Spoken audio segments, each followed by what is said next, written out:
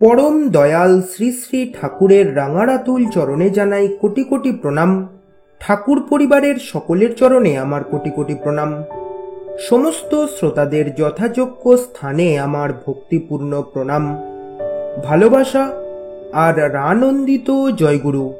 পরম দয়াল শ্রী শ্রী ঠাকুর বলছেন, আমাদের সমাজকে যদি পুরোপুরি বদলাতে হয় তাহলে আমাদের একজন সুসন্তানের প্রয়োজন।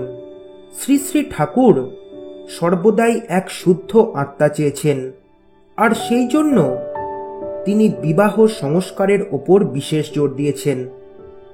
একজন সুসন্তান পেতে গেলে বিবাহ যেমন ঠিক হওয়ার প্রয়োজন, তেমনি সন্তান ভূমিষ্ঠ হওয়ার পরেও তার শিক্ষাটাও ভালো মতন হওয়া প্রয়োজন। সন্তান ভূমিষ্ঠ হওয়ার পরেই তাকে ঠাকুরের পথে আনার শিক্ষাও যেমন দিতে হবে, তেমনি ঠাকুর যা যা বলেছেন সেগুলোও তাকে দিয়ে মানানো শেখাতে হবে।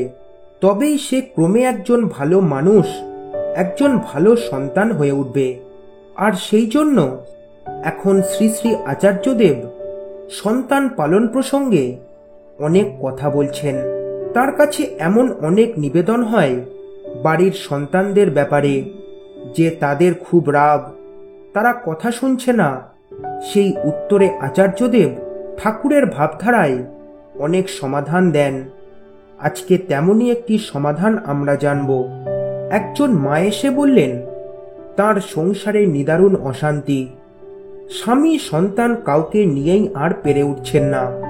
শুনে আচার্যদেব বললেন, আমি প্রধান, আমি মুখ্য, এমনটা ভাবলেই সংসারে গন্ডগোল আসে। সন্তানের জেদের জয়ডঙ্কা বাজিয়ে আরো জেদ বাড়িয়ে দেন বাবা মাই।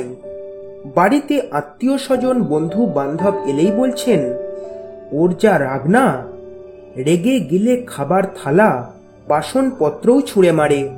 সন্তান মনে মনে ভাবছে, এটা বুঝি তার চরিত্রের প্লাস পয়েন্ট।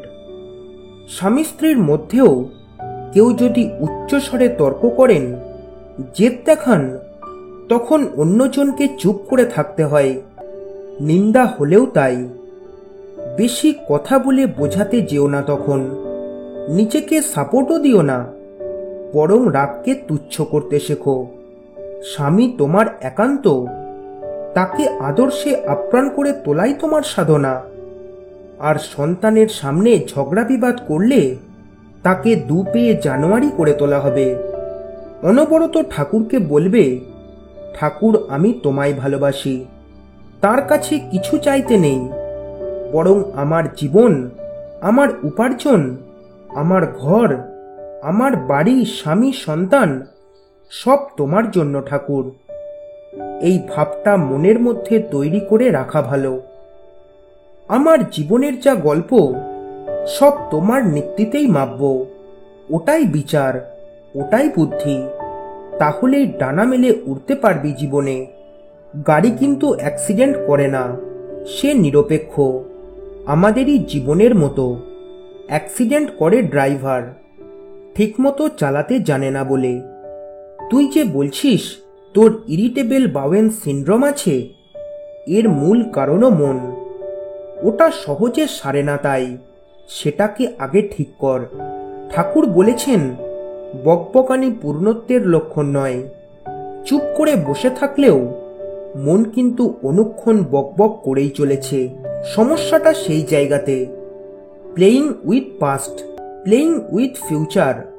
মাথার ওপরে বনবন করে পাখা ঘুরছে, মনও ঘুরে চলেছে, কিন্তু টেনশন করে কি হবে? তার চাইতে তার দিকে অ্যাটেনশন রাখাই ভালো। যেটা তোমার হাতের মধ্যে নেই সেটাকে আঁকড়াতে যেও না। অ্যাকসেপ্টেন্স বাড়াও, এক্সপেকটেশন কমাও। সুখ তোমার হস্তামল কবত হয়ে যাবে। আসল শত্রু তো আছে আমার মনেই। আমি আমার আচরণকে নিয়ন্ত্রণ করতে পারি না, তাই অল্পতেই ভেঙে পড়ি, টুকরো হয়ে যাই। যা আমার সীমানার বাইরে তাই নিয়ে হাঁকপাক করব কেন? ওভার থিঙ্কিং অনেক সময় আমাদের ক্ষতির কারণ হয়ে দাঁড়ায়। শ্রী শ্রী আচার্যদেব বলেন, এখানে যত লোক আসে আমার সাথে চিন্তায় একটা জায়গায় ফারাক। আমার যত দুশ্চিন্তা আছে সব তোমার। তুমি ভাবো, আমি শুধু তোমাকে ভাবব, তাহলেই চাঙ্গা হয়ে যাবে। এইভাবে ভাবা প্র্যাকটিস করতে হবে। ইষ্টায়নী জীবন ছন্দে পথযাত্রায় আমাদের জন্য একটি রাজপথ নির্মাণই আচার্য দেবের অতন্দ্র সাধনা। আচ্ছা, দিব্যি নেচে কুদে কীর্তন করে আমরা পৌঁছে যাই না কেন সেইখানে? নতুবা একদিন তো আসতেই হবে বন বাদার আর কাঁটা বন ভেঙে। তখন হাত পা ছড়ে গিয়ে রক্তপাত হবে, কিন্তু উপায় থাকবে না। পিতা সেখানে জগন্নাথ, হাত নেই তার। এটা আমার মতো আরো অনেকেরই হয়েছে, যাকে বলে বিলম্বিত বোধোদয়। তাই প্রতিদিনই ভিড় বেড়ে চলে নিরন্তর। উপচে পড়ে মানুষের মিছিল তার সঙ্গ সান্নিধ্য সামীপ্যের তাগিদে। সন্তান আসলে অনন্য গতি, পথি মধ্যে অন্য গতি, কিন্তু গতিপতি নাছোড়। বিগত গতিরও পরমাগতি যে তিনিই। সন্তানকে গন্তব্যে পৌঁছে না দিয়ে তিনি জিরোবেন না। তাই দৌড়ে হেঁটে খুঁড়িয়ে গড়িয়ে যেভাবেই হোক চলতে আমাদের হবেই। ঘরে স্থবির হয়ে জগত্তল পাথরের মতো বসে থাকা নয়, দুয়ারে দুয়ারে হেঁটে গিয়ে সকলকে উদ্বুদ্ধ করে তোলাই তাঁর স্বপ্নের দীক্ষাপত্র সমীক্ষা অভিযানের প্রথম কথা, যাতে সব দিক দিয়ে মঙ্গল আসবে আমারই। চরৈবেতি চরৈবেতি চরণ বই মধু বিদ্যতি, এই তো জীবন। আর এখন আমাদের প্রধান কাজ হলো দীক্ষাপত্রের কাজ। আমরা যদি জীবনে ভালো থাকতে চাই, বেঁচে বেড়ে উঠতে চাই, তাহলে এই দীক্ষাপত্রের কাজের কোনো বিকল্প নেই। এখন আচার্যদেবের কাছে যাই নিবেদন করা হচ্ছে, তিনি সেই সমস্যার সমাধান হিসেবে দীক্ষাপত্রের কাজের কথা বলছেন। তিনি এই কাজের উপর বিশেষ জোর দিচ্ছেন।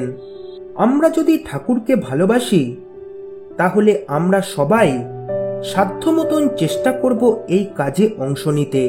আর এর মাধ্যমেই আমরা ঠাকুরকে খুশি করতে পারবো, আর আমাদের জীবন আনন্দে ভরে উঠবে। আজকের আলোচনা এইটুকুই। পরম পিতার রাতুল চরণে সকলের মঙ্গল প্রার্থনা করে আজকের আলোচনা এখানেই শেষ করছি। জয় গুরু, বন্দে পুরুষোত্তমম।